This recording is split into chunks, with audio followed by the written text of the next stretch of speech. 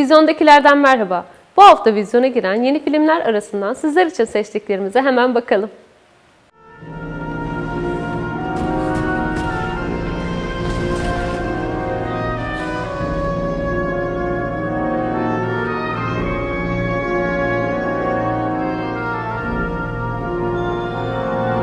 Bak sen nasıl?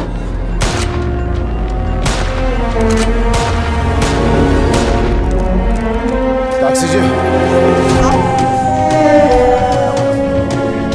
Korsan gemisine hoş geldin ansız kız.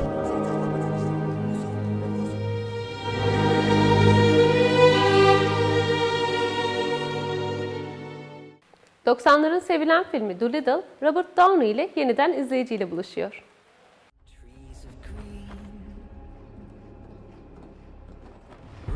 Alice Harikalar Diyarında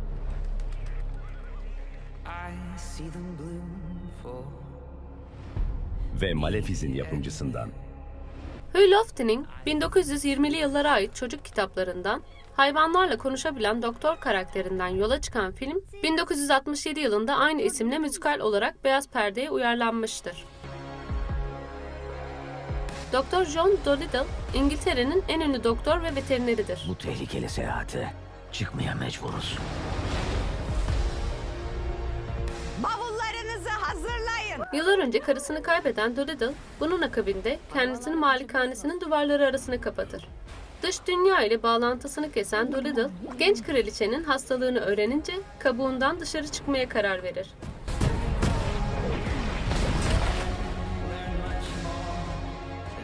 Hastalığa çare aramak için efsanevi bir adaya doğru yola koyulan Dolittle'a bu süreçte genç çırağının yarı sıra endişeli bir goril, kuş beyinli bir ördek, alaycı deve kuşu, kutup ayısı ve akıl hocası olan papağan da eşlik eder. Bir şekilde onlarla bir bütünüz. Robert Downey Jr.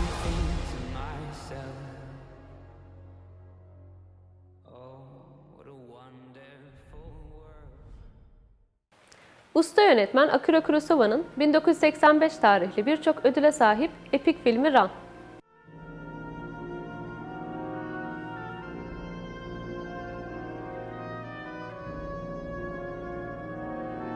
Japonya'nın ve dünya sinema tarihinin en iyi yönetmenlerinden biri olan Kurosawa, Shakespeare'in Kral Lear oyununu kendi kültürü olan Doğu kültürüyle harmanlamıştır.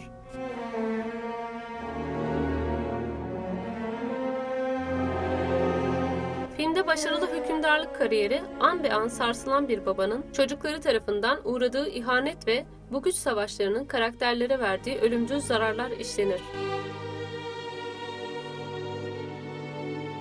Hidetora, krallığını üç oğlu arasında paylaştırmak istediğinde karşılaştığı şey hem bir babanın hem de bir hükümdarın hak etmediği tarzda bir netice olacaktır.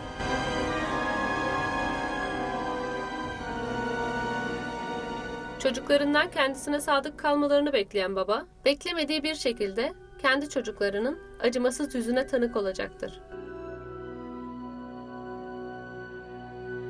Seven Samurai ve Yojimbo gibi başyapıtlarıyla klasikleşen usta yönetmen Akira Kurosawa tarafından yönetilen Ran, İngiliz edebiyatının bu önemli eserinin temel karakterlerini Uzak Doğu kültürüyle birlikte başarılı bir şekilde yoğurmuştur.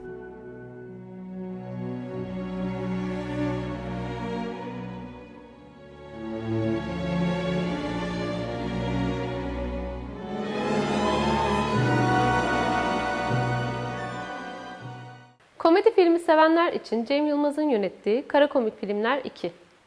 Vahit abimizin ruhu için El Fatiha. Sen ne iş yapıyorsun Birol Bey? Dans.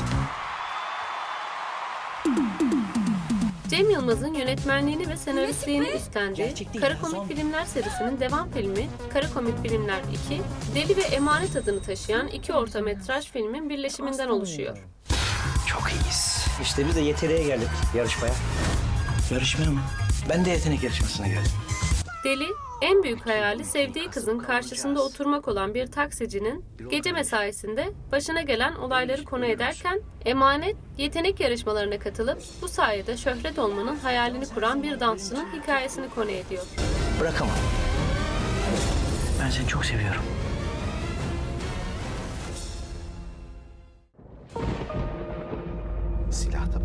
var. Benim o gece başıma neler geldi. Filmin oyuncu kadrosunda Özkan Uğur, Cem Davran, Büşra Develi, Emin Gürsoy, Özge Özpirinççi gibi isimler yer almaktadır. Taksi hangisi?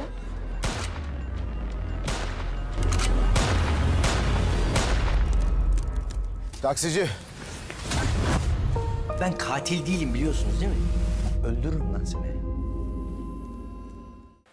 Ve şimdi de Can Evrenoğlu'nun 3. uzun metraj filmi Peri. Ne dedim ben sana? Nehre geçmek yok demedim mi? Büyük bir macera bizi bekliyor kaptan. Bir varmış, bir yokmuş. Büyük patlamadan yıllar sonra bir gün güzel bir kız çocuğu ormanda avcılardan kaçarken yolunu kaybetmiş. Peri, santralde meydana gelen patlamadan dolayı ağızsız olarak dünyaya gelen bir kızdır.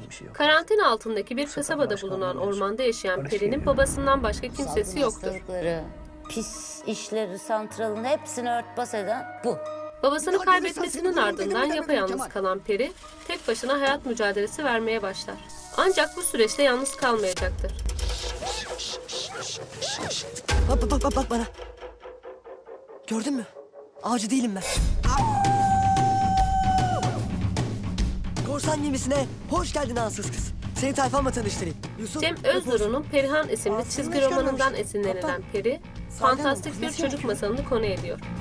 Baskın ve Ev Kadını filmlerinin yönetmeni Can Evrenoğlu'nun yönetmen koltuğunda oturduğu filmin oyuncu kadrosunda Denizhan Akbaba, Elif Sevin, Özgür Civelek gibi isimler yer alıyor. Büyük kaptan ne demişti hatırlıyor musun? Felaket mutluluktan sonra geldi. Fırtına var! Basıyoruz kaptan! Kızı bulun. Kızı bulun! Peri kızıyla birlikte korsanlar artık 4 kişi olmuşlardır. Davetsiz misafir. Davetsiz misafir hiç sevmem. Küçük, sakat, eksik korsanlar öyle mi? Bu haftanın da sonuna geldik. Gelecek hafta görüşmek üzere. Hoşça kalın.